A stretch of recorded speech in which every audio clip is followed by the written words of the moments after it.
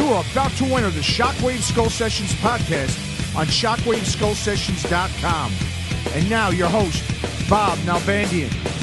Welcome to a brand new episode of the Shockwave Skull Sessions podcast. This is episode number 23, and this is Bob Nalbandian. Yes, my voice is back. And thank you for so many people that were concerned about my voice. If you've heard some of the previous podcasts, you'll know what I'm talking about. I recently had throat surgery, and it took me almost a month and a half, nearly 2 months for my voice to heal. So we're going to get right into this episode because this is a good one.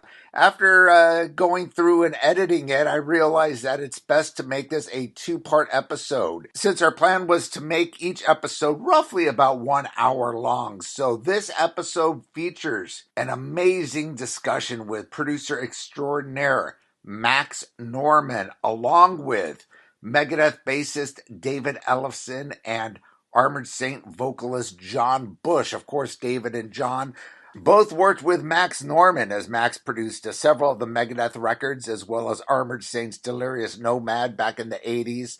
So a great discussion as we go through the production catalog of Max Norman. We pick about 10 or so records, and this first half of the interview, part one, will feature the decade of the 80s. We go right through the debut Blizzard of Oz, Ozzy Osbourne album that Max produced in 1980, all the way through 1989's Dangerous Toys record. And then part two, which should be posted later this week, we will feature the remainder of the conversations, which covers the 90s up till current. So we will cover extensively the Megadeth records that Max was involved with, Rust in Peace, Countdown to Extinction, as well as Euthanasia, as well as other albums he did in the 90s and recently in 2016. So that will be part two, of course, which should be posted later this week. Be sure to check out our website. My partner, Matt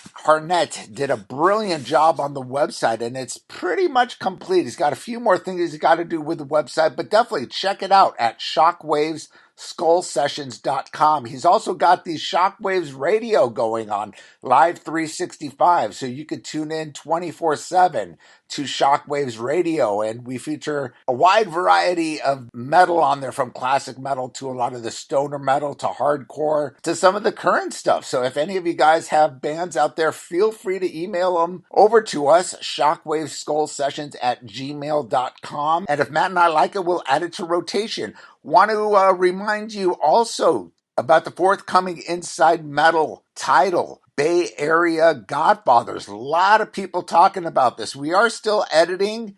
I got my partners at Reality Check TV, Danny Shipman, working on the edit, and next week John Stranansky will be coming into town. We're going to do the narration, so we should have it wrapped up in the next few months, and hopefully get it out either by the end of the year or the beginning of the new year. But we will definitely keep you posted on that. In the meantime, you can check out all the Inside Metal titles on Amazon Prime for free. All three titles, part one and part two. So that's actually 6 movies you could check out on Amazon Prime, as well as the movie I directed called Band vs. Brand for Cleopatra Entertainment, also available for free at Amazon Prime.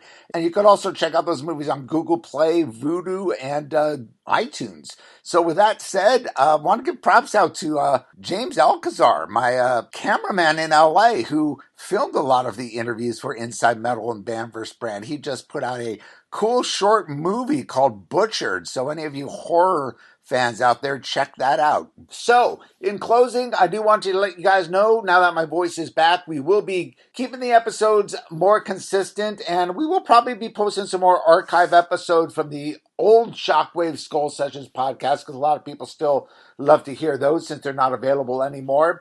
And if you want to hear all the previous episodes, we've already got 22 past episodes up and available, and a lot of people going back and listening to the earlier episodes. So be sure to check them out as well. Of course, go to our main page at shockwaveskullsessions.com. You can also check it out on Spreaker, iTunes, iHeartRadio, Spotify, YouTube, and so many other podcast directories. So be sure to subscribe on your favorite directory and write those reviews as well, guys, and spread the word about these Shockwaves Skull Sessions podcast. Also, I got my sister podcast, the Shockwaves Hard Radio podcast, available at hardradio.com and also iTunes. And lastly, don't forget, if you want to donate to the Shockwave Skull Sessions podcast and you donate $20 or more, we will send you a killer care package. So send those donations in. Our PayPal address is the same as our email, shockwaveskullsessions@gmail.com. Let us know what you guys think. With that said, let's get right into it. This is part one of the great discussion with Max Norman, David Ellefson, and John Bush. Enjoy. Right on. How are you, Bob? I'm good. Max, do we have you on? Can you hear me? Yes. Max Norman. Come on. Who's that out there? No video with you guys? What's going on? Well, this is an audio podcast. If we did the video with the three of us, it would be very difficult to record and put out as a podcast. So unfortunately, this is audio only. All right, no problem.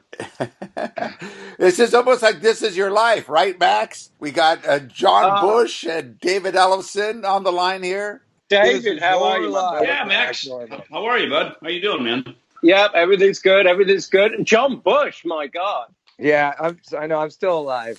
Excellent. Where do you live, man? Got it. I'm on the Upper East Side in Manhattan, in New York. Well, wow. Yep. How nice and posh. Yeah. I didn't tell you guys, we also have Dave Medichetti, Jason McMaster, Akira Takasaki, and 4 other guys on the line, too. That would be good. That would. Everyone you Nobody produced would in the past. Very cool. This is going to be a great podcast. This is awesome to get all you guys together. I'm really stoked, and I got to give a shout out to my buddy Chris Aiken at the Classic Metal Show for suggesting I contact you, Max, and put this podcast together. So what we'll do on this is we'll basically go through several of the albums you produced over the years, over the decades, we should say.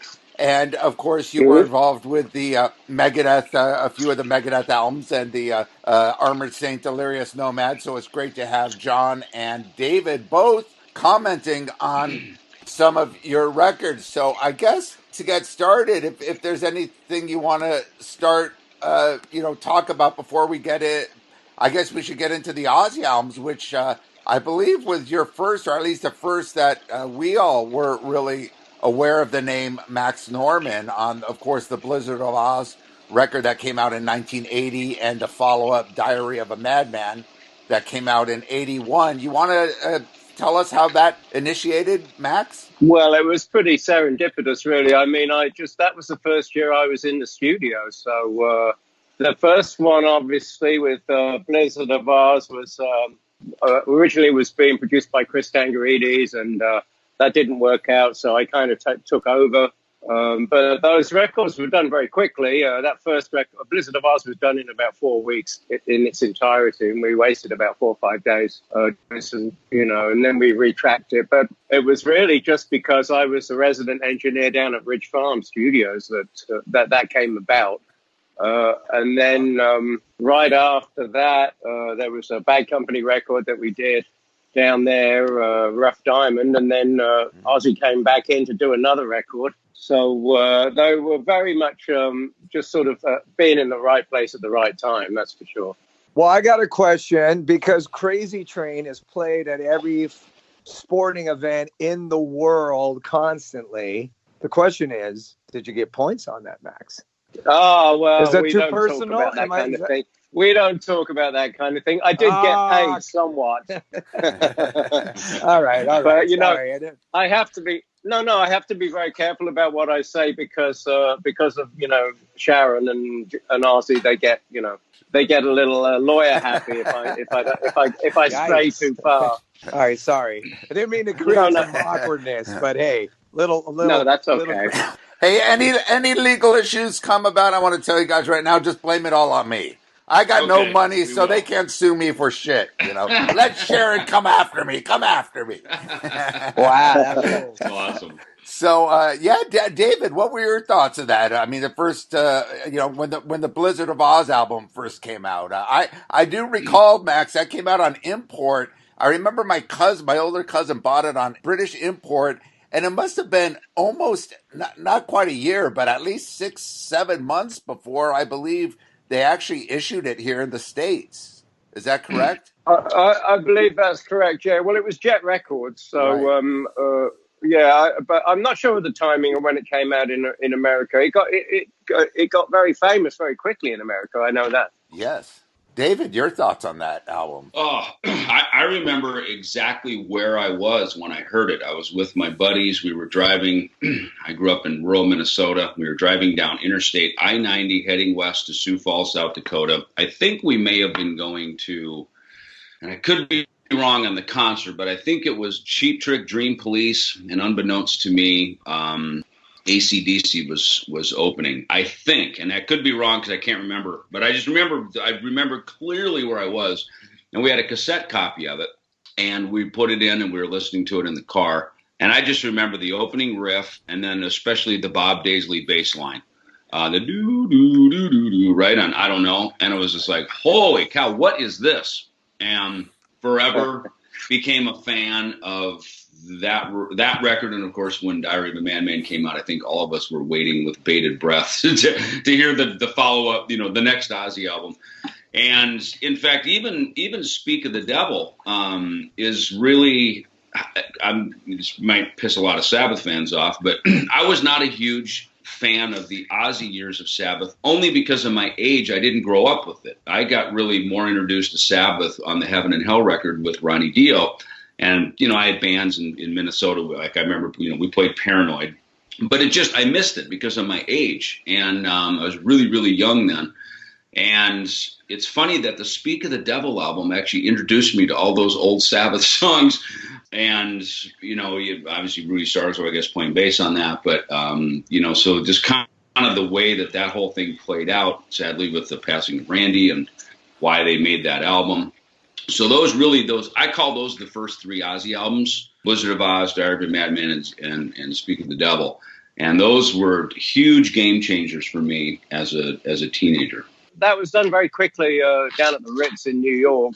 And I guess it was a contractual obligation for Ozzy to finish up with Jet Records. And rather than spend time writing stuff and doing another Blizzard or, Ozzy record, it was basically to sort of get rid of that. And it was, I think it was Brad Gillis on guitar, did a really remarkable job. I think he learned that shit in like a week. Yeah. And those guys went in and we recorded it in the afternoon. I said, look, we're only doing one show, so let's record it all in the afternoon. And then if we got any problems, maybe we can cut and paste a little bit and, drop some tracks in from the afternoon. And in fact, we did end up doing that, I think, on 4 or 5 tracks. And we had to try and make them sound like like when the hall was full, which of course sounded totally different. But I remember we mixed the first side in one day at the record plant in New York, and then we sent it over to the mastering engineer. And the second day we did the second side, and then we sent that over. So basically, the whole thing was done in about 5 or 6 days from beginning to end. So it was a really fast one. And I'm really surprised, actually, that everybody likes that. I mean, I did it really, really quickly, and I mixed it on those little 2.5-inch Auratones, and we just tried to blast it out as quickly as possible. But it seems to, people seem to like it. I'm surprised, really. You know what? What's funny about that album, too, is that's the album that introduced us to Brad Gillis. So, like, a year or two later, when Night Ranger came out, we were already waiting for the new Night Ranger record. Like, hey, we know of Night Ranger because he played with Ozzy, And then, of course, they had their amazing guitar team, the two of them. But hey, Max, I wanted to ask you something. I remember, just so Bob and the listeners know, me and Marty Friedman have grilled Max left and right, up and down, completely ripping his brain apart on these records when we were doing the Euthanasia album. I remember we were asking Max every question possible. What distortion did Randy use? How many takes did this take? And blah, blah, blah. But I forgot, Max, did you record Blizzard and Diary of a Madman at the same time? Because there was like this rumor going around that they were both recorded at the same time. No, that's not true. I've heard that rumor a few times. No, it's not true. We did Blizzard of Oz, and actually, as I recall, I don't know if we mixed it really quickly. The whole thing was done 4 weeks beginning to end, and then there was a couple of albums that I did in between that, and then right after we finished the last sort of Rough Diamond Bad Company album, Ozzy came back in with Randy and everybody. So, no, they weren't done at the same time. Probably, I want to say maybe 6 months apart, something like that. Yeah. You know what I love about those first two Ozzy albums, production-wise, more than any of the Ozzy albums, in which I think is just so spectacular. The production of that is it sounds like a band record, and it was a band. Blizzard of Oz was a band, and that's how we were introduced to Blizzard of Oz as kind of a supergroup. We all knew Bob Daisley from Rainbow, Lee Kerslake from Uriah Heep. And we had heard of this guy, Randy Rhoads. I believe John had seen him with Quiet Riot back in the Starwood days, but we all kind of knew about this hotshot LA guitar player who was like the next Eddie Van Halen. So it came across like that, and the album really shows it as a band effort. You could hear that in the production, whereas the latter Ozzy albums, they use all this reverb on Ozzy's voice, from Ultimate Sin on, and it sounds more like an Ozzy solo album. Where these two albums, although now they're considered Ozzy solo albums, they're really actually Blizzard of Oz. It was a band album, and it really comes together as that. Yes, they were done pretty much live. I mean, Bob played all that bass live. The drums are all live. There's no edits in any of it. I think there was maybe one or two, maybe three punches on the bass in both of those records, because Bob's such an excellent bass player, and he had, so the whole thing went down. And of course, a lot of the end solos, much to Randy's chagrin, as I found out later, Ozzy made me keep them all. And quite a few of those were the original ones done at the time of the backing track. So although we redid pretty much all the rhythm guitars and the solos, there is some original Randy playing from the backing track, especially on those outro solos. I was lucky enough to be in LA, obviously where I grew up here, to see Quiet Riot, in the Starwood days, as you said, Bob. It was pretty cool. They were like the hot band of Los Angeles during, I'd say, like late 70s, early 80s. And we saw Randy play live, and we were like, wow, that guy's, he's pretty talented. And then all of a sudden, eventually he got the gig with Ozzy, and we're like, oh, wow. And it made a lot of sense, especially coming from LA. And a lot of people were plucking people from LA, and that was just like you said, a hotbed of talent. So it was cool to see that. I did see the Blizzard of Oz tour at Long Beach Arena as well, with Motorhead opening, which is the great Space show. Tour. I was lucky enough to go. A couple of guys in my band and some other friends were unable to get in because the show was sold out, and they proceeded to actually go to a party and all take window pane acid, and they also had a lot of fun. So I was kind of bummed that I missed that experience, but the Ozzy show was pretty awesome. And I remember Lemmy, like Motorhead, they were so abrasive at that point. I think the crowd at Long Beach Arena, 13,000, arena fans at that point were probably like almost taken aback by Motorhead. And Lemmy was like, I think the deaf. And it was pretty, he was mocking them. But cool memories associated with that record. Yeah, Motorhead was real underground then. They didn't go over too well at that show. They were so loud, and I think it overwhelmed the audience. But yeah, what a fantastic show at Long Beach Arena. Well, should we move on? I know you did, of course, we'll get into Armored Saint, Delirious Nomad. That was a few years later. You did Y&T, Black Tiger, and I know you did a couple others, Coney Hatch. And that was a great album. I mean, we were all big Y&T fans coming off of Earthshaker. That was really the album that kind of broke them, especially in the Bay Area, with songs like Forever, and started to get their radio play. And it was such a, you could tell, a professional produced album. If you listen to some of the earlier, especially the first two Yesterday and Today records, they were very, not so produced, very raw. Yeah, but Black Tiger really. How was your experience with Y&T in 1982, Max? Well, it was kind of it was pretty good. I remember I had to go up to San Francisco to rehearse with the band. It was in not a very good area, over the Bay Bridge there. And that was a little harrowing because it was not a tremendously good area, so we had to be kind of careful going home and that kind of stuff. But I got along with those guys great. Lenny, of course, was a fabulous drummer. Almost all of those guys gone. I just saw them, I think, last year at BB King, and Dave was the only original guy left there, so that was nice to see him again. But yeah, all those guys are gone now. So that's a real shame. But we actually did that at Ridge Farm also. Yeah, so we flew over there, and I remember we were going through customs and going through immigration, and I told them, look, just kind of split up so it doesn't look all that obvious. And of course, the immigration guys I walked straight through, but the immigration guys pulled all those guys over and said, what are you doing? What's going on? You guys stick out like sore thumbs, And I had to go back in and talk to the immigration guys and explain that they were only over, temporarily, and they weren't really working, and it was really sort of, So that was in the earlier days of immigration where you could sort of get away with that. I know it's much harder to get away with working in foreign countries now, but so we got through that, and then we did the record down at Ridge Farm, and I remember that it was shortly after Randy had died. We were in there one night. There was a real bad storm, and all of a sudden there was this big flash of lightning, and the lightning hit the power lines, and just all the lights went out and all the fuses blew.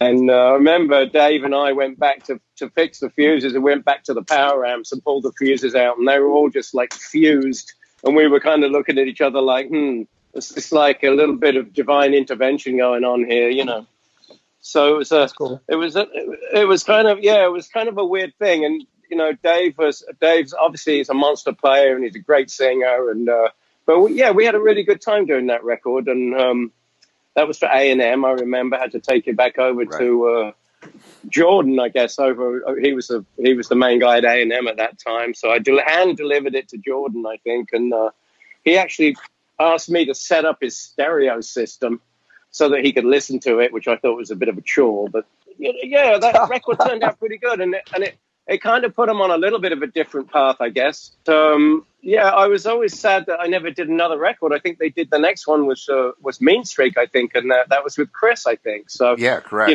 Chris Tangridis and I used to go backwards and forwards between these. He would do one, then I would do one, all this kind of stuff with quite a few different bands. So Chris, of course, gone now as well. Very sadly. So it's sad these days that a lot of these guys are no longer with us. It's a real shame. That sucks. Which is why, Max, we've encouraged you to write your book. Everybody's doing it. Yeah, well, that's what you said to me. If not now, when, right, Dave? So yeah, exactly. So I'm working on that with Tom Hazard as we speak. I got to do a bunch of editing on it. He sent me some chapters already, and I have some other stuff for him. So. Yeah, it's a slow process, as you know, Dave. He probably works on yours a lot faster than he does with mine, but we'll see. Maybe by next year, maybe we'll have something ready. So we'll see what happens. Probably a lot of these stories, but by that time, I think I'll have done all these interviews and I'll have told all the stories, so people won't buy it because they'll be like, I've heard all this stuff already. Well, should we move up to? I know the years that followed were very big for you, particularly 1985. You did. Grim Reaper, Rock You to Hell. You did Power of the Night by Savatage. And, of course, you did Delirious Nomad by a band called Armored Saint, which was just a phenomenal record. I remember being in the studio with John. I was always very close with John and Armored Saint. And, what was it? Can-Am Studios, right? Can-Am, yeah. And that was the first time I met you. I was a young, punky teenage kid, just in awe, listening to the roughs of some of Delirious Nomad. I remember the studio just being so blown away because I think John will also agree. The first album was very, very overproduced, March of the Saint, and they really wanted to get a real live, raw sound for Delirious Nomad, more of their sound, and you absolutely captured it. You want to lead that off, Max? Let's see.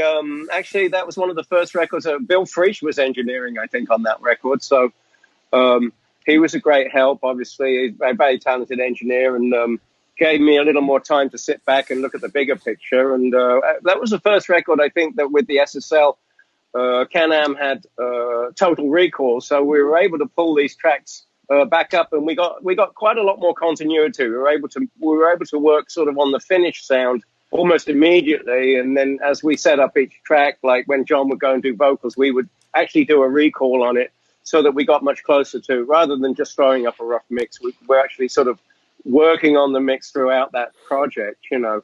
So that was a sort of an advancement in the technical side, you know, and that made it okay.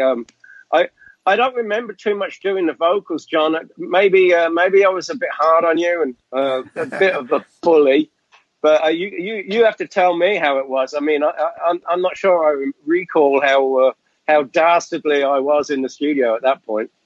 Oh, I don't remember much in terms of you overworking me or anything vocally. I think that you did kind of push the band to do many takes of the basic tracks. And, you know, that was something that was probably, you know, maybe the band was like, we would do a track and we're like, oh, that sounded great. And Max goes, sounded great. Okay, let's do it again. And we're like, what? It's like, okay, all right. And so he kind of worked the band when it came to the basic tracks a lot, which was probably a good thing in retrospect, obviously, because it made us just tighter and work harder. And the finished product was better because of it. I don't remember vocally like feeling like I was over singing or working harder than I had to. You know, Delirious Nomad was a record that was kind of a rebellious response to our first album, because March of the Saint, as you put it, Bob, was probably especially the mix, the final mixes were just Armored Saint was like a glorified garage band, which is what I always say about us at this point still. And we're always better live, raw. You know, we're not the tightest band in the world. We're always kind of looking like we're going to get off the rails at any time.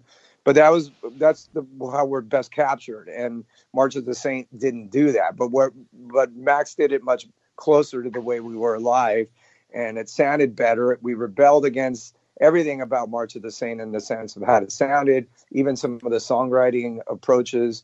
And we wanted to make a record that was much more diverse, and it was. You know, we had songs like Aftermath and like Over the Edge and Nervous Man, and it was just a way broader sounding album, you know, from the songwriting perspective.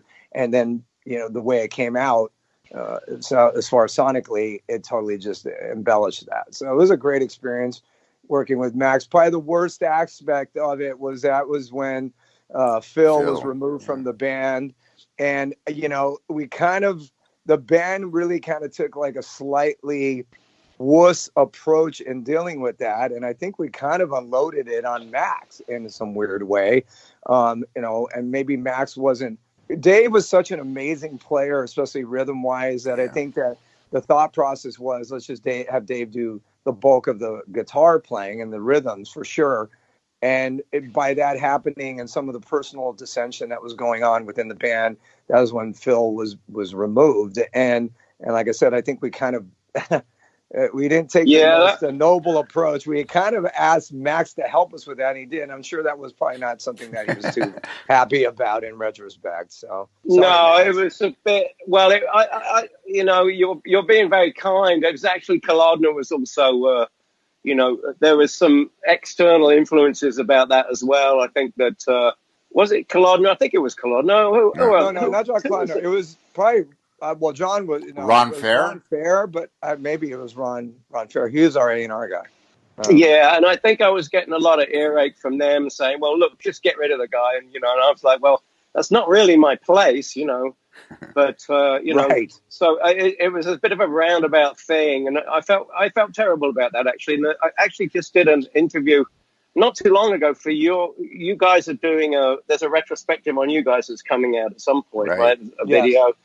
Yeah, I was asked about that then, and it's one of the things that really kind of left a bad taste in my mouth. I felt really bad about it, and I didn't think it was very fair. But as far as the music went, it might have been a good move. As far as Phil. I don't think was tight enough on a lot of the rhythms, as you say. And so we ended up, of course, as you say, the guitars were so much better with Pritchard. So, you know, it just worked out that way. But I didn't like that. And that's one of the things about the whole industry is, you know, when you start getting that kind of negativity in there and those kind of politics, that's something that I really don't like. And we all try and stay away from that, as you know. So, that was the only thing that was bad about it. But I must say, that record, I was very pleased with the record when it came out, and I was very pleased with the writing. I thought the writing was excellent on that record. I thought there were some really good tracks. No real fillers in there. Everything was really well written, I thought. And I take your point, John, about it being, more diverse, and they were more, rhythmically diverse. There was, like you say, over the edge. And actually, funnily enough, I was walking to work this morning, and because we were doing this, I was thinking, oh yeah, March, and I was singing March of the Saint like all the way to work. I don't know why. That was one of the tracks that stood out in the first record for me, So yeah, well, that probably was the beginning of Armored Saint going, you know what, we can be more than just kind of this slamming band. We can, we can write different type of songs, and we can put these out on a record and make the record a lot more broad. And Delirious Nomad was probably the beginning of that for Armored Saint to be willing to take those chances. So thank you for that. And, we've worked it out with Phil through the years much better, and we've rectified that. So, and I actually even apologized to Phil recently and said, I'm sorry how that went down, but that's way water under the bridge, and he's been back in the band for years now and all that. But it was a weird time. But other than that, the memories with Delirious are amazing. And thank you, Max. Yeah, thank you. David, did you have anything to add here? You mentioned Can-Am. I remember when we'd gotten signed to Capitol Records, they had hired Paul Lanny to remix that album over at Can-Am. And, of course, I was just a young kid, but yeah, walking in and seeing the console, and it was obviously an impressive place. And, so it's kind of funny to hear that studio name brought up again. Does that place even exist still, I wonder? Or? Probably not, Max. Do you think it's even there anymore? I mean, I don't know. I thought that it went through a name change, and and it became something else, but I'm really not sure. So many of those studios are gone now. I remember, we used to do stuff at Sound City. We used to do stuff at Rumbo. A lot of those places out in North Hollywood, a lot of those places are gone now. So I wouldn't be surprised if it's just totally disappeared, or now it's just a restaurant or something. I don't know. Right. Yeah, I mean, I guess for me, by the time I got to LA in '83, Armored Saint was already making noise. And there were two radio stations, KLOS, which is still in LA, and KMET. I think it was at 94.7 KMET. And they had a late night, wasn't it Samantha Fox or somebody? She had the late nights metal hour, and they played all the things that were up and coming: Armored Saint, Warrior, Queensryche, things that weren't already signed and taking off, which were pretty much Motley Crue, Rat, the Mighty Metal Hour.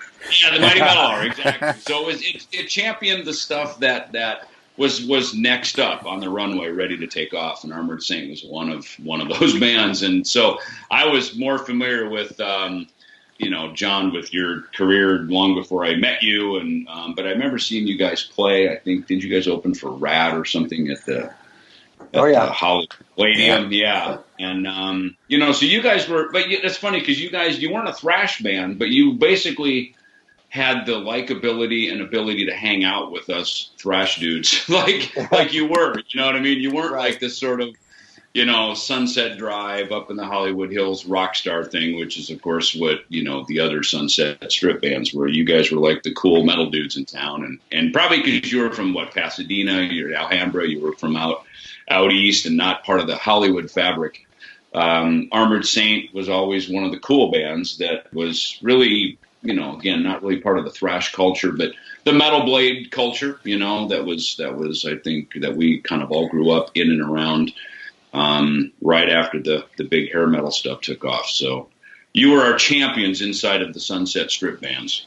Yeah, that was always, I when I do the interviews, I always just, and I'll briefly sum it up, just say that, sometimes that was the Armored Saint quandary, is that we weren't a thrash band, but we were pretty powerful and heavy live, and then we weren't a glam band, but, we had hair, and at that time I did. And so, it's like we were never really, nobody really knew what to do with us in terms of where we would kind of fit in. And I think sometimes that worked against us. But, again, it's a long, that's old news at this point, but that I think that's kind of what happened in the Armored Saint world. So a little bit, we were just a little bit uncertain about what type of band we were going to be, and that was one of the things that kind of, like I said, kind of worked against us. But still great memories of that time. Yes, and one of the things I think that sort of pulled it together was that all of you guys were playing basically at the same places. Like I remember the Country Club, places like FM Station, all these places were still going then. And, that was kind of, I think the Starwood had closed at this point. Yeah. It burnt down, I guess. The guy burnt it down, I think. But, I mean, I think that it was really a lot to do with people playing at the same place, like the Whiskey, Roxy, Troubadour. Troubadour. I don't know if the Viper Room was open then. I think it was called something else before the Viper Room. The Central. Yeah. The Central, that's right. The Central, yeah. Right. And all the punk rock bands played down in Club Lingerie and all that stuff down the street. Yeah. So that I think that sort of helped to put everybody into one sort of not one genre, but it made sure that everybody was getting seen. That's for sure. Same year, like I said, 1985 was obviously a busy year for you, Max. 2 albums, David and I kind of discussed which albums we should go through. 2 albums you did that year. I remember Sabotage, Power of the Night, and also Loudness, Thunder in the East. Particularly, that must have been difficult dealing with a band that primarily spoke 0 English. I know they did 3 albums in Japan. And I was a big fan of Loudness even before they did their Thunder in the East, which was obviously their first American album, but they did 3 Japanese imports. And, we were all very big Loudness fans. Talk about those 2 records, Max. Well, the first one, Thunder in the East. Let's see. I did rehearsals. I believe I went to Tokyo and did rehearsals. And they were looking for, and I remember they were looking for an album title. And I was flying back on that enormous flight that takes, 14 hours, whatever it is. And I was looking at, I think it might have been, I think it was the New York Times or something like that. But they had a back page with all the horse racing on it. And I started to look at this because I was bored out of my mind. And I realized that they had some really great names for these horses. So I started to look through all of these, and that's where I found that name, Thunder in the East. And I looked at it, I thought, God damn, that's a great name. So I suggested it to the band, and they're like, yeah, we love this, So that was kind of an interesting happening. But it wasn't too difficult, actually, because really when you're in the studio, a lot of what you're doing is musical. And that's a sort of common language. So it wasn't, I only had to learn about 5 phrases. So it was. What were those phrases? Domo arigato. Come by, which is cheers. Okay. Yeah. The first one is kikimas, listening. So we do a take or something, and we go, okay, kikimas. When we listen to it. The next one was atamakara, which means from the top, from the head. Do desu ka, which means how is it? So, and I think, moikai, one more time. So that's about the extent of my Japanese.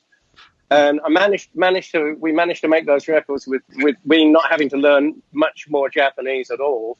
And of course, Mickey spoke fairly decent English at that time. So, really the only hard thing, with those records, because obviously very talented guys, unfortunately, Gooch is no longer with us, the drummer, but, he was an excellent drummer. They're all excellent players. Akira, of course, a phenomenal guitar player. Yeah. And the hardest thing really was to try and get rid of the accent on the vocals. And obviously that wasn't too successful, as everybody says lock and roll, crazy night, But it seemed to work out. And I remember I couldn't master it. Usually in those days, I used to master with Bob Ludwig as much as possible.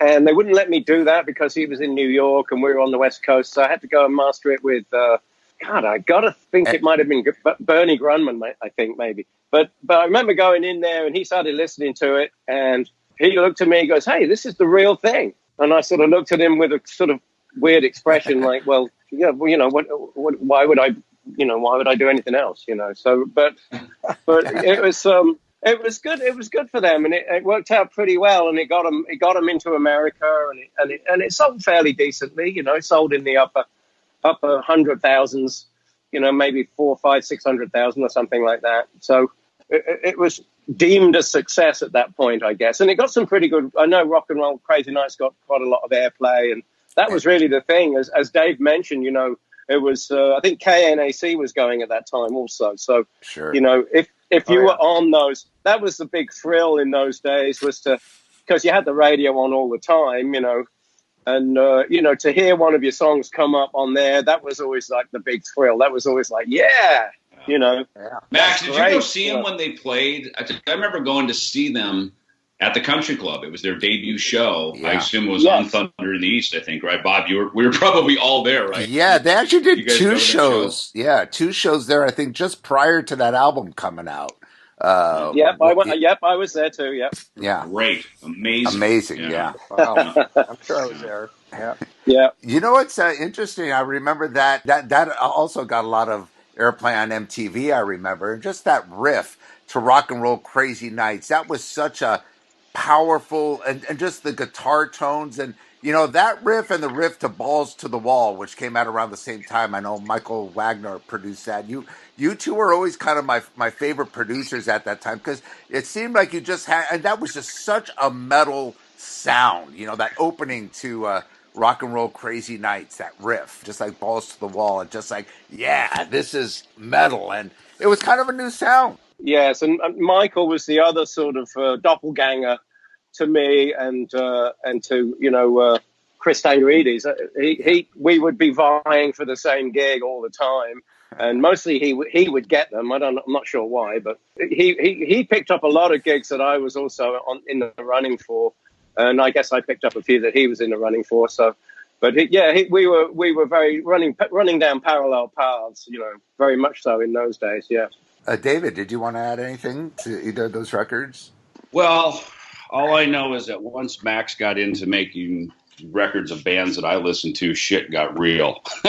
Because, you know, I mean, I certainly do have Chris's production, and Michael even mixed, Michael Wagner even mixed So Far So Good So What for us. So, yeah, certainly a big fan of his work. There's always a thing about Max's records that was tough and had a more metal sound to it. It had a great impact, and especially because that was the day and age in the 80s. I mean, these were often these big washy snare drums, these big glossy product. Like, you know, I listened to, and I was also a fan of Beau Hill and the records he did with Rat. But and those productions seemed to have this much bigger kind of washed out sound, which was part of the charm. It gave it this real arena rock. You felt like you're in an arena watching a concert when you listened to a lot of those records, which was cool.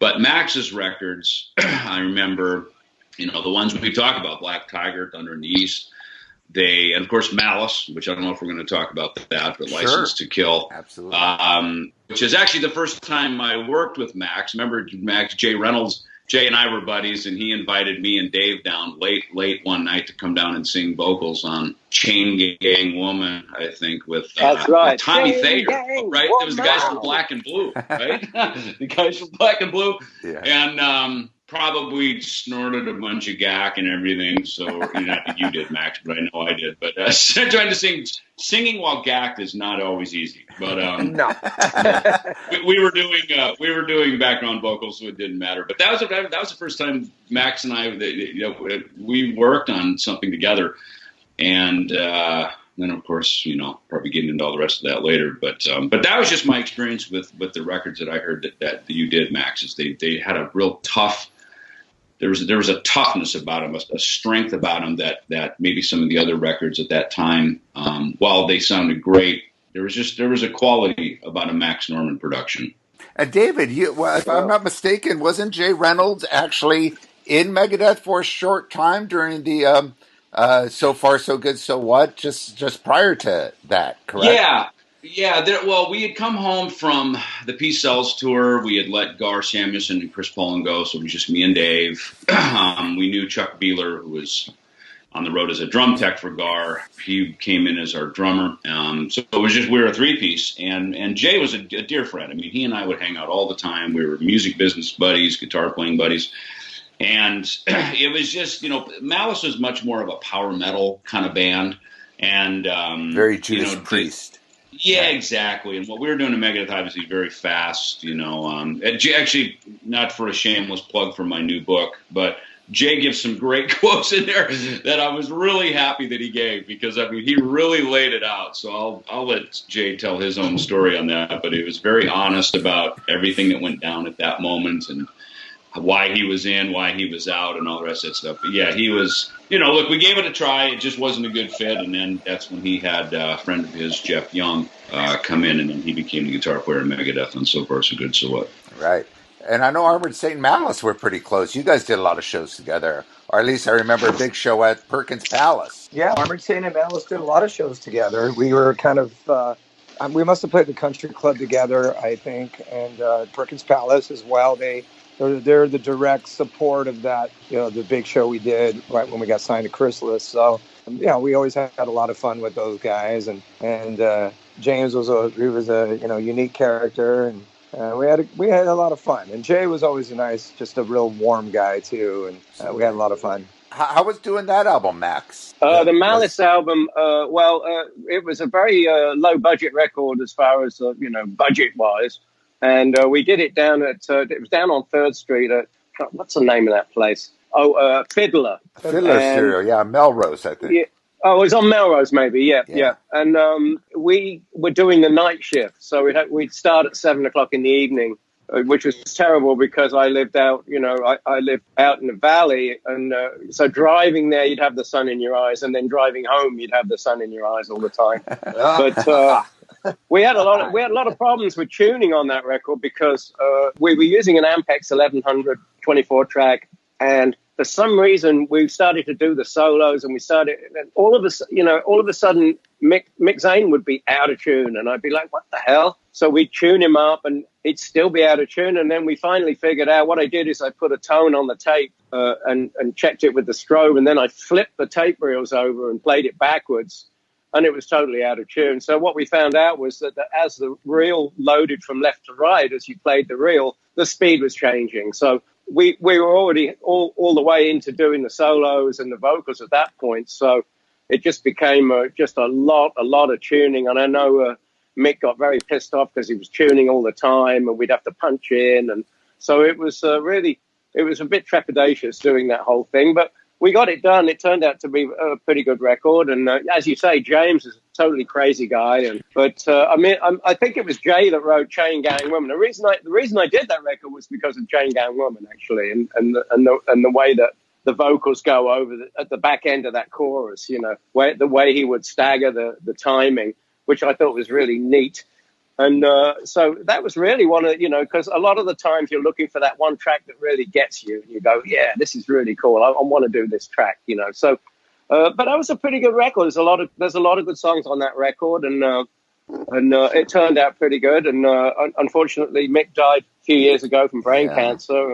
And Mick was actually, of course, out helping us with euthanasia, building the studio for us, and of course, probably one of my best friends, and he's gone. And of course, Nick Menza was out there also, and he's gone now. And another guy, Mikey Brooks, who was like Mick's second in command, who was another master carpenter, and unfortunately, he was killed last year, the day after Thanksgiving, in an ATV accident. So 3 of my favorite people and my best friends are all gone, like so many others, like Lemmy and.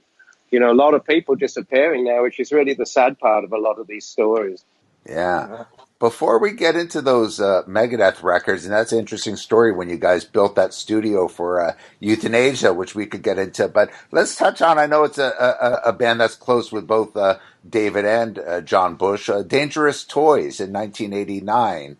Jason McMaster had a new band, and I believe we all knew Jason when he was at Watchtower, which was like a progressive metal band, almost kind of like early Megadeth in a way, very technical metal band, and then he comes out with Dangerous Toys, which kind of blew everyone away. And that album, I believe, did quite well, and kind of off the heels of bands like Guns N' Roses and stuff. I believe that came out in 1989, and I believe they're now on your label. Is that correct, David? Is it Dangerous Toys? Yeah. And you're right. I remember we were in San Antonio. In fact, I had Jason tell the story in my book because he remembers more details of it. But I remember I think we're in San Antonio, Texas, and it was either on Killing Is My Business or Peace Sells. But he was in Watchtower, and he was just like the ultimate fan guy, that ultimate fan guy in the opening band. That was him, right? And you're trying to set your gear up and tune, and he's over there just rifling questions at you because he's uber fan dude, right? And was always just the coolest guy. And then next thing you know, I guess what was it, 1989 or something? Turn on MTV, and it's like, that's that freaking guy from Texas, like right there, right? Singing, just killing it. And between like probably Dangerous Toys and Winger, like they were just blowing up MTV. Like those two bands, because I knew Kip Winger is the bass player in Alice Cooper's band during the Peace Sells tour. So it's kind of funny. I met those both, Kip and Jason, around the same era of my life. And next thing you know, these guys are like superstars on MTV, just killing it. Max, how was that album? It worked out pretty good. I'm trying to remember. I think we did. Where the hell did we might have? Did we do that in Sound City? Maybe we did. We were doing at that point. We were doing some quite technical stuff like moving click tracks. We had, especially as they had some like Teasing Pleasing and these kind of songs that had a lot of tempo changes. And so that one of the challenges was to make sure we could kind of reproduce a good take once we got into the studio. So that was another technical aspect that we were doing, was we would tempo map a really good take in rehearsals, and then use that to track the drum, to get the drums tracked at the right speed on everything, and a couple other crazy things we did too. And Jason's a great singer, but he always sings really sharp. I mean, almost a semitone sharp, actually. So I didn't know what to do about that at first. And I was like, oh my God, this is going to be hellish to, get this in tune. But actually what we ended up doing was I stuck the whole track through a harmonizer and pitched it down half a step and fed that into his headphones. And then lo and behold, all of a sudden now he's in tune. So that worked out pretty good. So it saved me a lot of post-production work on the vocals, that's for sure. But an excellent singer, and he was. It's funny that you mentioned Guns N' Roses, because he was he had a very, very similar style to Axl at the time. So I think that was part of the reason that they got quite big, was because he was an identifiable vocalist, very much so. And John, I know you and Jason were very close during that time as well. I've known Jason. Yeah. I met Jason on the March of the Saint Ride the Lightning tour. So back to 1985. That's when we met Jason. As Dave said, he was just a huge fan. I mean, obviously Watchtower is a pretty popular local type band in Austin, but he came out and we met him, and he was just Jason's like one of those guys. He's like Marcos together. He's like probably one of the nicest guys you'll ever meet in the music industry, and he's like that. He's a very sincere human being. We were pen pals for years when you would write letters to people, and we've known each other for years and years. He's been on stage with me with Armin saying like singing songs with me before when we've rolled through town, and it was cool to see him have that kind of success. I was like, wow, look at Jason, he's like tearing it up as they put it, and when that record came out, and it had a couple of songs, Sportin' Woody, and he said Teasing and Pleasing, and I always liked Hey Man, I think I like being scared. That was a good tune. My favorite song of the whole record. Scared, so, yeah. So I mean, it was really cool. It was great for him to have that kind of success, and that band still gets a lot of airplay on like Hair Nation, and Jason, he deserves everything he gets. He runs like a school of rock, I think, in Austin, and he's a vocal teacher, and he is a great singer and can do a lot of different things with his voice. And yeah, one of the hardest working guys. He's got several projects, Broken Teeth, and